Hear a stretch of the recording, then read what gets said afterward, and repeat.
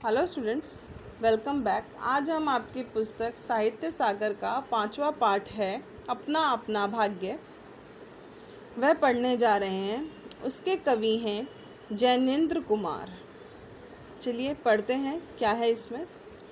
बहुत कुछ निरुद्देश्य घूम चुकने पर हम सड़क के किनारे बेंच पर बैठ गए। यहाँ पर लेखक जो है वह कहता है कि बहुत घूम चुकने के बाद हम जो हैं वह सड़क के किनारे एक बेंच था वहाँ पर जाकर बैठ गए। नैनीताल की संध्या धीरे धीरे उतर रही थी।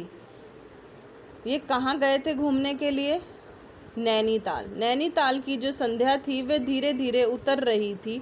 रुई के रेशे से भाप से बादल हमारे सिरों को छू छू कर बेरोक घूम रहे थे, यानी कि बिना रोके। बेरोक का मतलब होता है बिना रोके। नैनीताल की जो शाम थी उस समय क्या था, रुई के रेशों से भाप से बादल जो है हमारे सरों को छू छू कर जो है बिना किसी के कहे घूम रहे थे।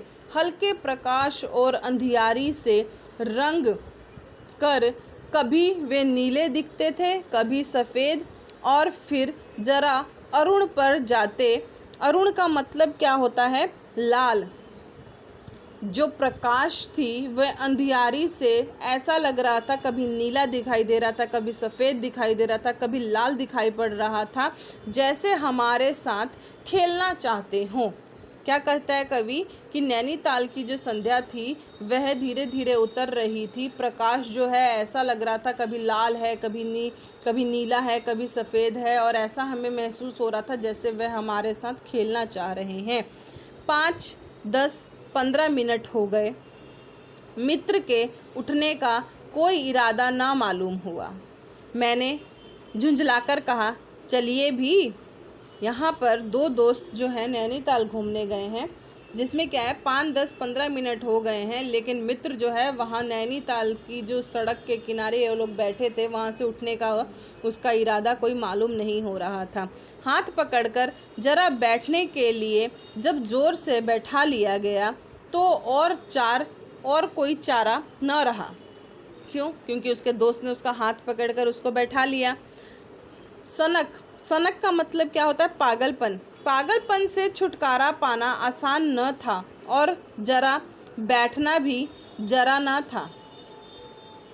कह रहा है कि मेरे दोस्त ने मुझे बैठा लिया, लेकिन मैं बैठ तो गया, लेकिन वो जरा, जो उसने बोला ना जरा सा बैठो, तो जरा सा मतलब जरा नहीं था, वो बहुत देर तक बैठने की बात हो रही थी। चुपचाप बैठे, तंग हो रहा था, कुढ़ रहा था, और मित्र अचानक बोला, देखो वह क्या है। मैंने देखा कि कोहरे की सफ़ेदी में कुछ एक हाथ दूर एक काली सी मूर्ति हमारी तरफ आ रही थी। यहाँ पे लेखक और उसका दोस्त क्या देखता है कोहरे में कि कोहरे की सफ़ेदी में क्या नज़र आता है? एक काली सी मूर्ति जो है उनकी तरफ आ रही है। मैंने कहा, होगा कोई? 3 गज की दूरी से दिख पड़ा एक लड़का। सिर के बड़े बड़े बाल खुजलाता चला आ रहा था। नंगे पैर, नंगे शरीर, एक मैली सी कमीज लटकाए हैं। पैर उसके न जाने कहाँ पड़ रहे थे। वह न जाने कहाँ जा रहा था, कहाँ जाना चाहता था। न दाएं था न बाएं था। अब यहाँ पर क्या है, वह काली सी परछाई जो है, उनको लगता है कि वह क्या है, एक लड़का है जो क्या है, जिसके बड़े बड़े बाल हैं, खुजलाता हुआ उनकी तरफ चला आ रहा है। ना उसके पैर नंगे हैं, ना उसके शरीर पर कपड़े हैं। कपड़े भी हैं तो एक मैली सी एक कमीज़ है, और वह ऐसे डगमगा रहा है कि पता ही नहीं चल रहा है वह दाएं जाना चाहता है कि बाएं जाना चाहता है।